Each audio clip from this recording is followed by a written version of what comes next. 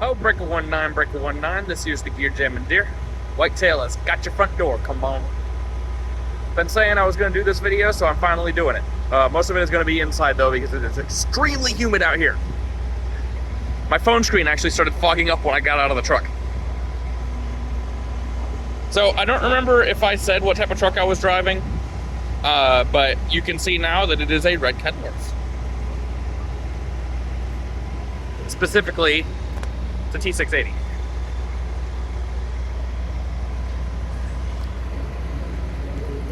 And even more specifically, it's a T680 that says CFI on the side. My camera skills showing themselves. Backup flash. Backup flash. Ugh. Oh, that's so much better. It is so humid outside today.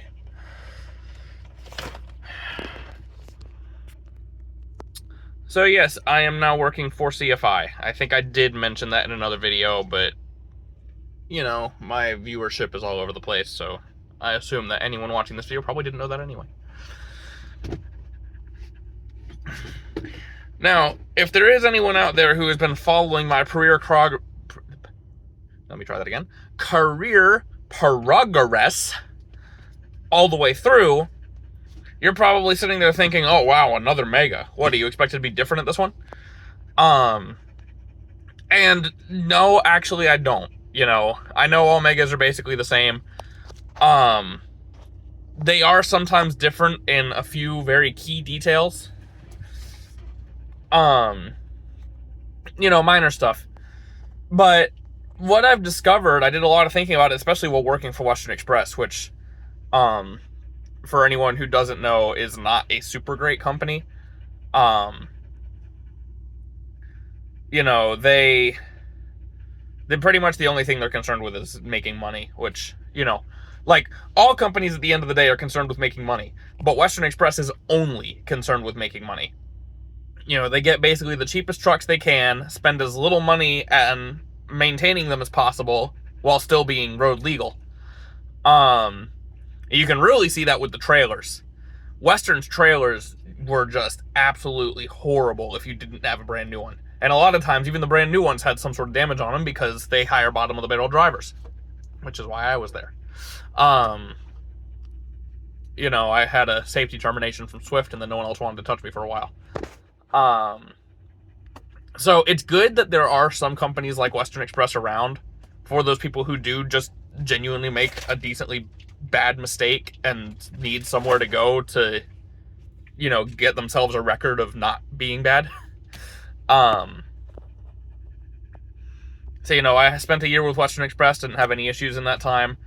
And then my hope had actually been to go to Smith Transport, which, funnily enough, is in the same family as CFI. But their policy, because I had a safety termination, they can't hire me until I have 3 years of safe driving after that termination. Well, I'm not sure if it's 3 years of safe driving or just it's been 3 years. But either way, I'm not at that threshold yet. So my second choice was I was actually going to go back to Swift. Believe it or not, I actually liked it there. You know, they pay decently as far as Megas are concerned. They have pretty nice trucks. They maintain their equipment pretty well. But the biggest thing that I liked about Swift was their huge network of terminals. Let's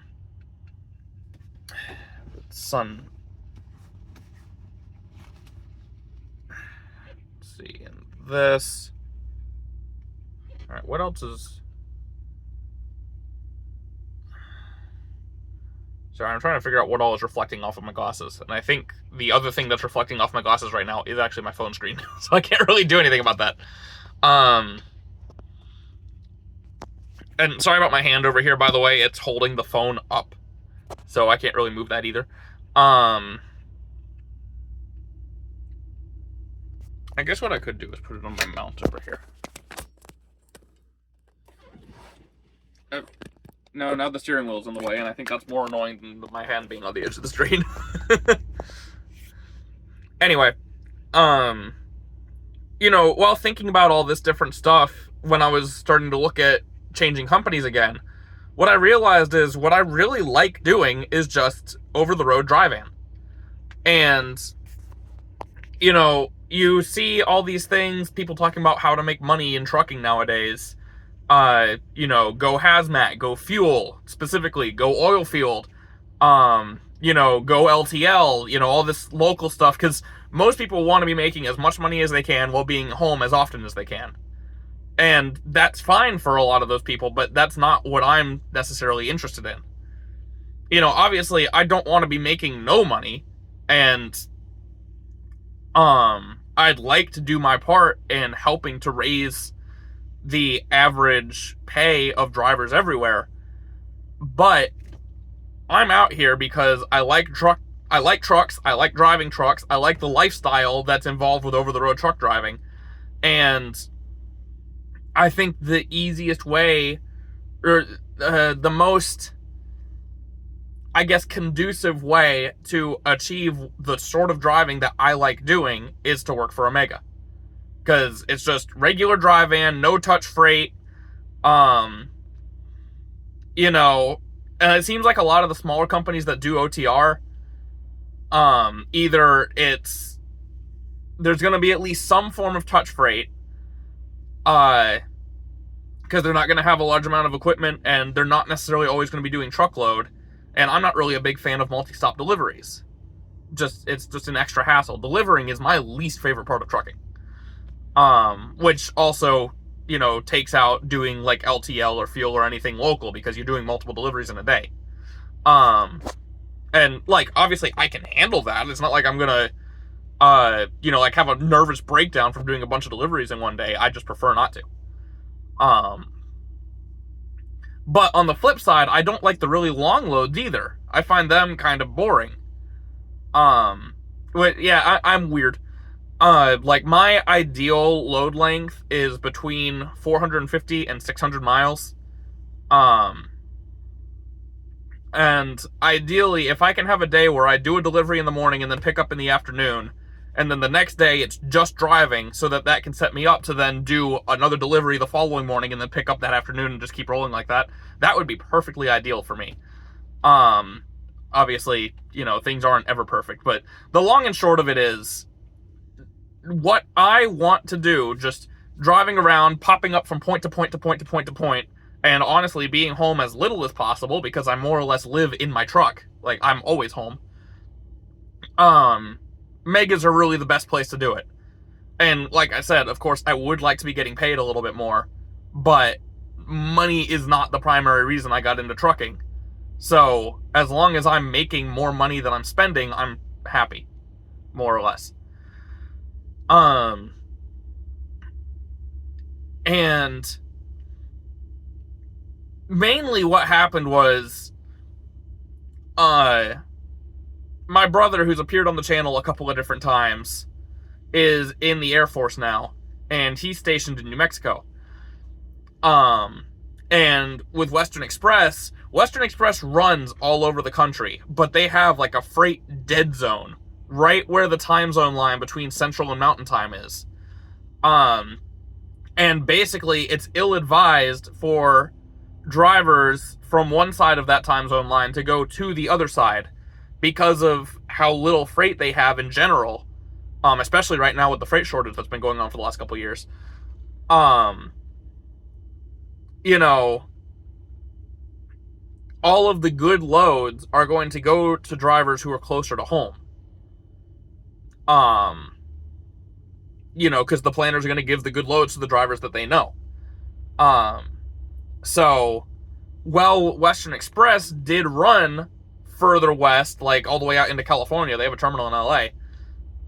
I really couldn't, because my DM was 99% sure that if I went out there, I would have just been making no money. And it's really hard to get back east, because they really struggle to get loads that go east of Arizona until you get into eastern Texas. And that's a huge gap. They're not going to have me deadhead from Arizona all the way to Texas. So part of why I was excited to go back to Swift is because I know they have freight literally all over the country, and they have terminals literally all over the country. And specifically, I wanted to be able to go out and visit my brother. And I wasn't just taking the time off to make that trip in my personal vehicle, because I would have had to take 2 weeks off. And I wasn't flying. I'm not like scared of flying. The plane isn't the problem. It's the airport that I don't want to deal with. Flying is just too much of a hassle, and it's not something that I think will be enjoyable, like, to the point that I wasn't willing, even how much I wanted to go see my brother, I was not willing to fly to do it. So the plan was, once I got with Swift, my first home time that I took was going to be in New Mexico so I could go visit my brother. But then at the very last second, Swift basically rejected. So they invited me to orientation. Everything was good. I went to orientation, did the driving test, everything. Everything was good there. Drug test came back good, of course, because I don't do drugs. And literally got to the stage where I was just waiting for them to call me and tell me they had a truck for me to come pick up. And then they completely shut down my application and rejected me. Flash, what are you looking at? What is it? What's out there? Is there another doggy out there? I think you probably just saw a person. You're not acting like it's another dog. Sorry about that. Apparently they were in the middle of changing their policies regarding safety terminations and rehires, and changed the length of time that you have to be away from the company from 6 months of clean driving to 2 years from the incident date. And you probably still need 6 months of safe driving, but and I was only 1.5 years at that point. So, that just didn't work out in probably the most annoying way possible. So, I basically switched gears and I was like, well, you know what? I'm going out to visit my brother. Like, now I don't have any obligations. Obviously, I was still going to be looking for another job, but I had plenty of savings. I could afford to wait another 2 weeks so that I could go visit my brother. So I took the time to go drive out to New Mexico, and specifically while I was on the way, I was looking at what trucks I was seeing out there that I also see near my house. And I applied to a couple of other companies that didn't come up good. Well, one of the ones that I was actually really wanting to do, which was Forza Transport, or Forza Trucking, I don't remember what their second word is. You'll probably have seen them if you live anywhere in, like, the South Midwest area. They've got, like, a really funky silver-colored trucks. Most of their trucks are internationals.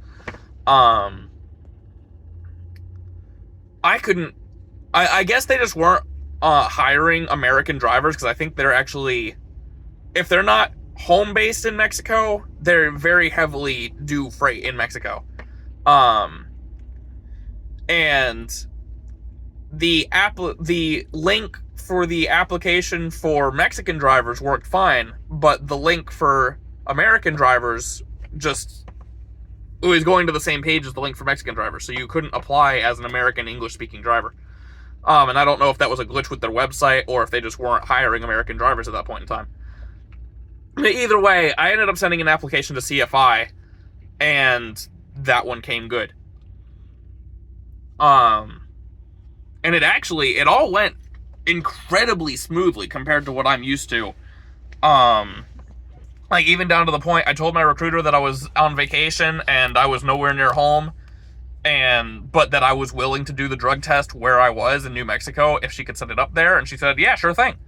So, I did all that sort of stuff in New Mexico, sent her all the paperwork she needed and everything, and then literally got home from my trip on Thursday, and then the following Sunday was leaving to go to orientation.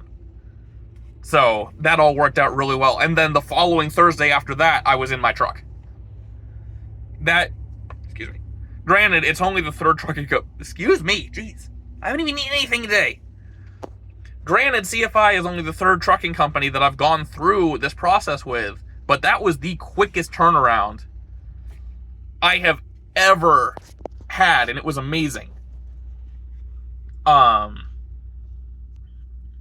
So, I'm pretty impressed with that. And what I didn't realize, so CFI is owned by Heartland. And then Smith Transport and Millis Transfer are both in the same umbrella. And we have access to all of their terminals. Any Heartland terminal, any Smith terminal, any Millis terminal. So we have a network of over 40 terminals across the country, similar to Swift, and that surprised me. I didn't actually realize Heartland was as big as they are. So I've actually sort of ended up exactly where I wanted to be, where I was hoping to be with Swift. Except that I actually prefer a lot of CFI's policies, number one, and number two, CFI specifically runs exclusively Kenworths. There are a few Freightliners that I've seen that I think are probably Heartland trucks that got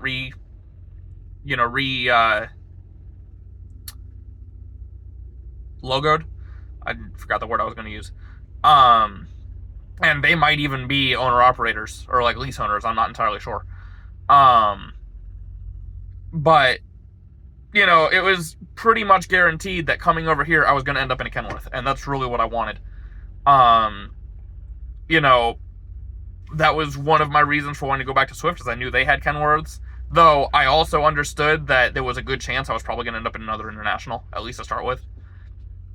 But there was still that possibility that I would get my Kenworth, or even just get another Volvo. I would have been fine with that too. But I really wanted the Kenworth, and now that I've driven one, I don't think I'd really be willing to drive, as far as company trucks go, anything else. Maybe I'd settle for a Peterbilt, but I don't like the way the 579s look as much.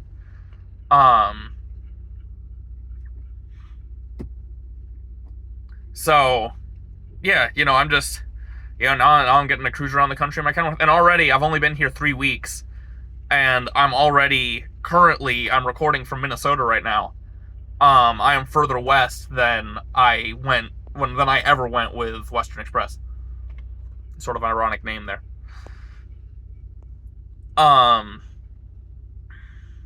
So yeah, that's that. Obviously, the same things I always say whenever I do a real life video. I am intending to get a GoPro, and at this point, it might actually be that I do that the next time I'm home. Because part of what was stopping me, aside from just continuously forgetting to go and get one, is I don't necessarily drive in a way that Megas would super appreciate.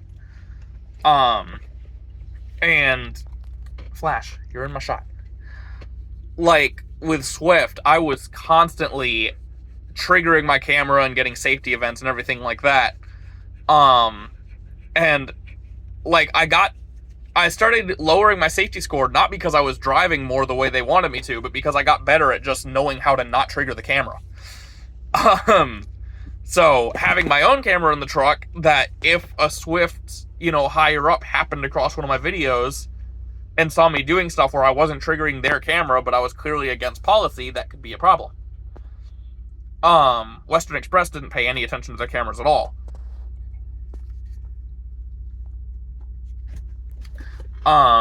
So, it was the same thing. They're not watching their own cameras, and probably I wouldn't have to worry about it, because it really didn't seem like they gave a single crap about safety. Unless it was going to affect their, safety score. But I still didn't want to be putting videos out there of me driving in a way that they wouldn't appreciate, and then potentially get fired because of it. But here, two things are different.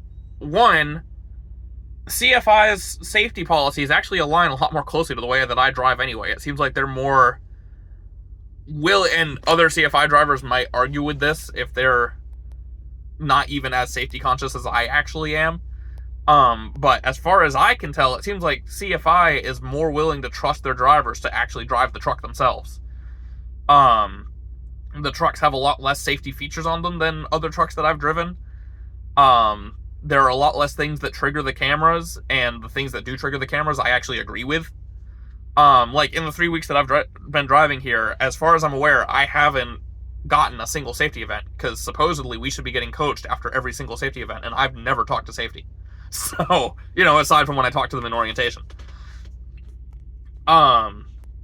So, as far as I can tell, I am actually driving in a way that CFI is okay with. So, of course, I'm perfectly okay to put out my own footage of me driving here.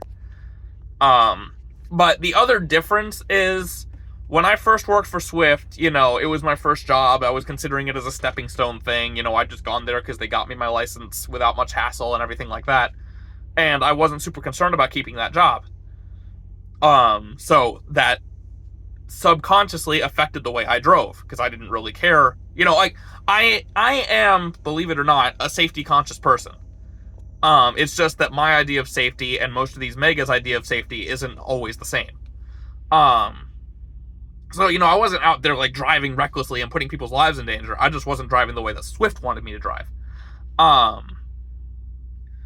But I didn't really care, because I wasn't worried about losing that job. It would just be my excuse to go somewhere else, because I don't tend to take I don't tend to take that jump myself.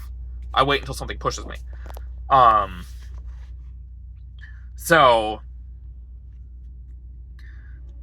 then it was sort of the same thing with Western Express. It was like, I just need to get my 6 months of clean driving record. Of course, I didn't want to get fired from Western Express, because that wouldn't have been good. But still, there was that subconscious. Well, I was in a horrible mental state. I've realized these 3 weeks that I've been with CFI already, I've just been in so much of a better mood. Things don't bother me the way they were at Western Express. I'm dealing with the same BS, mostly traffic related. But here, it just does not get to me the way it did at Western Express. And I think what I realized is, subconsciously, even though consciously I was like, oh, it's really not that bad being here. I can handle it. I'm making okay money. I like the truck I have well enough, everything like that. Subconsciously, I hated it there, apparently. And I think I was just constantly, I was probably depressed. Honestly, I probably was. And that also affected the way I drove. And it went into that whole apathy thing that I had going on, where I just didn't give a fuck. And now I actually give a fuck. I like it here at CFI, and, obviously, once again, I have only been here 3 weeks, so, holding judgment until, let's see how I feel after 6 months. But as of right now, I'm thinking I can probably manage for this to be the company I stay at until I'm ready to buy my own truck, assuming that ever actually happens. I'd like to stay here long enough to actually get to the point that they put me into a new truck. I haven't ever had that before. I switched trucks once at Western Express, but that was just because my DM liked me, and I talked him into getting me a different truck because I didn't like the Freightliner I was in. But, it wasn't because I was there so long that they retired my truck and gave me a new one. And, that didn't happen at Swift either. I probably was getting pretty close, though. So, that one of my actual goals, unless I find a really good deal on a truck and end up buying a truck sooner than I'm planning to, I'd like to be at CFI long enough that I get a new truck.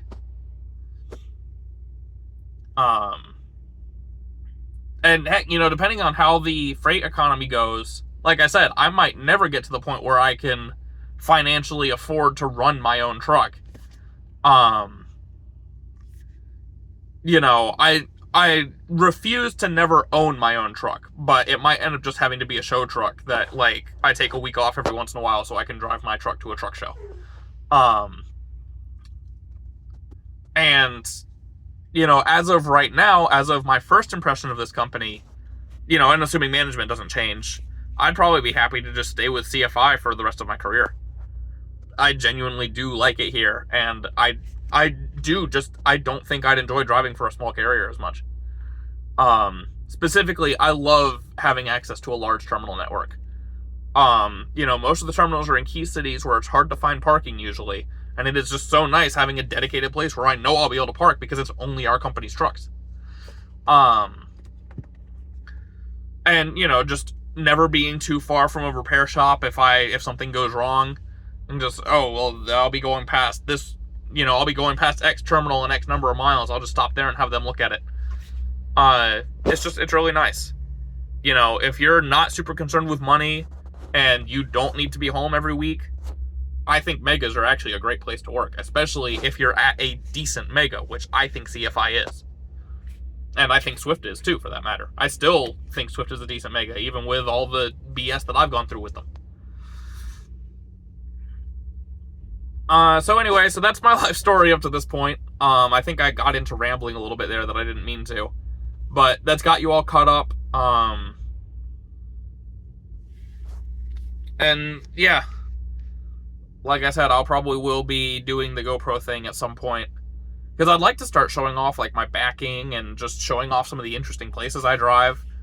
And I know there are already plenty of trucker vlog channels out there. Mine isn't necessarily going to be a vlog channel so much. Like, I'll do some vlog type stuff like this video right here. But it's probably going to be more like my old ATS content, where I'm just driving around and basically chatting with people. And I hope that'll be enjoyable. I know that it would have been enjoyable if I'd found a channel that did that sort of stuff when I was like 10 years old. I would have absolutely loved the sort of stuff that I'm planning on doing. So which is part of why I'm doing that stuff, is for the modern 10-year-old me who's looking for that sort of content. So if you are that 10-year-old and you somehow made it through this 30-minute video of just me talking at the camera, please stay tuned, because hopefully it'll be a couple of months. I'm not planning on going home again until November. But if I end up near a Best Buy before then, I might go ahead and just buy a GoPro while on the road. But stay tuned. And I am so sorry about the lighting in this video. My cab curtains are closed, but Flash is sticking his head through on the passenger side, so the light keeps changing because he's moving the curtain around with his head. But yeah, anyway. Yeah, so until the next one, and, there'll still be ATS stuff coming out. I'm probably never going to stop doing ATS content, because that's just, it's sort of the game that made me, you could say. So, until all those future events that are very fun and exciting, I hope, keep that hammer down, drivers.